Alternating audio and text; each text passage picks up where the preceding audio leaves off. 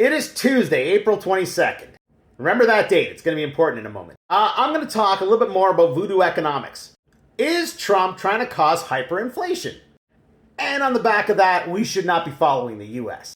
Let me start here. From unusual whales, the Dow has dropped 1,000 points 11 times in history. 4 of those have been since Liberation Day, which was April 4th. And everyone keeps digging this up.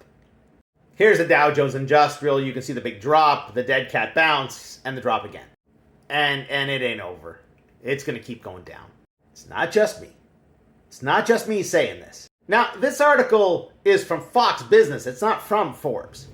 They're not saying Forbes, the outlet, is saying this. They're saying Steve Forbes, the guy who owns Forbes. He's the one saying this.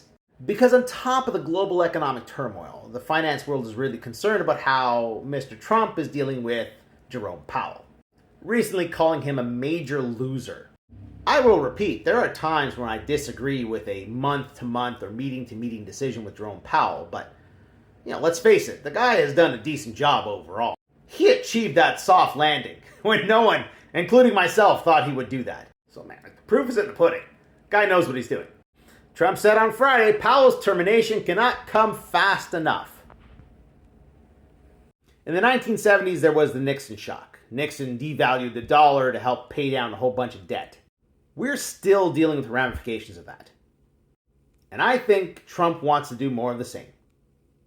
Drop the rates, devalue the US dollar, and pay off some debt. It's like Venezuela did. Let's fast forward a few years to President Reagan. He was still trying to fix a lot of the problems that came from President Nixon. And he instituted Reaganomics, Voodoo economics. Let me just show you something, okay? President from 1981 to 1989. The important part here is the 1981. From Budget and Policy Priorities, a guide to statistics on historical trends in income inequality. From December of last year. Here's the growing disparity in income. You'll notice that the top, their incomes tend to grow a lot faster than the bottom. When did this start? Oh, look at that. 1981. This is the, cut taxes, cut red tape, cut government spending. Right there. Since 1981, they've been telling you that this is going to help your life.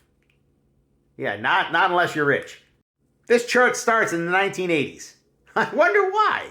Income gains at the top dwarf those of low and middle income households. By the way, if you're wondering, that tends to follow the price of oil.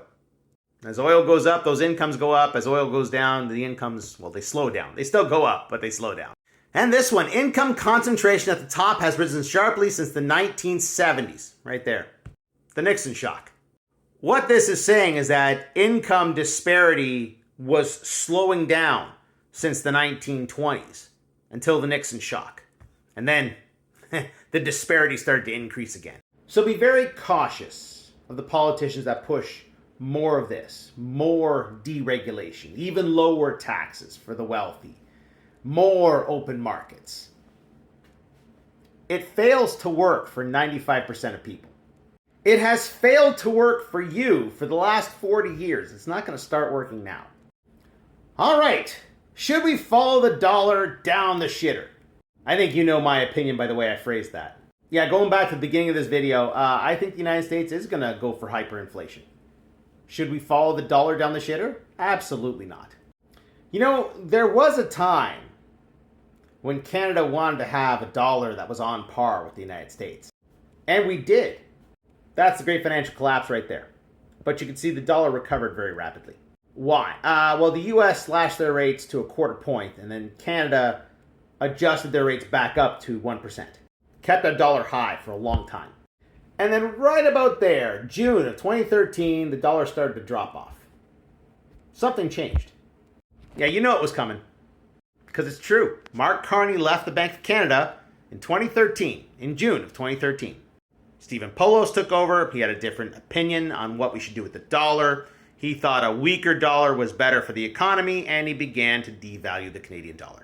As the US dollar drops in value and potentially drops into a crisis, the last thing we need are people who think that hitching our wagon to the United States is a good idea.